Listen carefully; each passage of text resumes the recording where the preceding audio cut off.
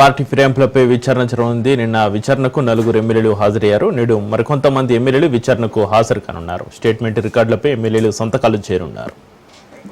భారత రాష్ట్ర సమితి నుంచి కాంగ్రెస్లోకి ఫిరాయించారంటూ బండ్ల కృష్ణమోహన్ రెడ్డిపై పల్లా రాజేశ్వర్ రెడ్డి, అరకపూడి గాంధీ, ప్రకాష్ గౌడ్లపై కల్వకుంట్ల సంజయ్, పోచార శ్రీనివాసరెడ్డి, ఎం సంజయ్లపైన జగదీష్ రెడ్డి, గూడ మైపాలరెడ్డి, కాళయాదేలపైన చింత ప్రభాకర్, తెల్ల వెంకట్రావు, కడియం శ్రీహరులపైన కేపీ వివేకానంద, దానం నాయేంద్రపై పాడి కౌశిక్ రెడ్డి గతంలో అసెంబ్లీ స్పీకర్కు ఫిర్యాదు చేశారు. వీటిపై అసెంబ్లీ స్పీకర్ గడ్డం ప్రసాద్ కుమార్ సమక్షంలో భాగంగా విచారణ ప్రారంభించారు.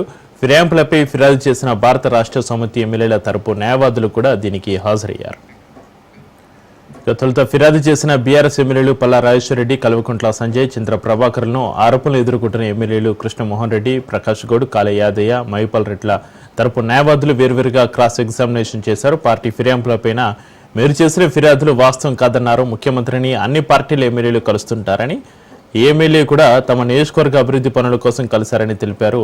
అందులో తప్పేముందని ప్రశ్నించారు. మీరు అక్కడ ప్రత్యక్షంగా లేరు, పార్టీ మారినట్లుగా మీరు స్వయంగా చూడలేదు. టీవీ ఛానళ్లు, పత్రికల్లో వచ్చిన కథనాలను ఆధారాలుగా చూపితే అవి చెల్లుబాటు అవుతాయా అని ప్రశ్నించారు.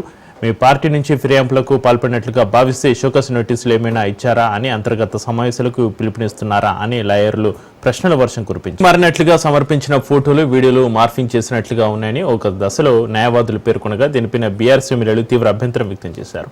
పార్టీ ఫిర్యాదులకు పాల్పడినట్లుగా తాము ప్రత్యక్షంగా చూడకపోయినా వారు ముఖ్యమంత్రి సమక్షంలో పార్టీ మారన్నారు. ఈ విషయాన్ని వారే స్వయంగా మీడియాతో చెప్పారన్నారు. తమ సామాజిక మాధ్యమ వేదికలను పోస్టులు పెట్టారని తెలిపారు. తాము సమర్పించిన ఆధారాలన్నీ వాస్తవాలే అని పల్లా రాజేశ్వర్ రెడ్డి, డాక్టర్ సంజయ్, చింత ప్రభాకర్ స్పష్టం చేశారు.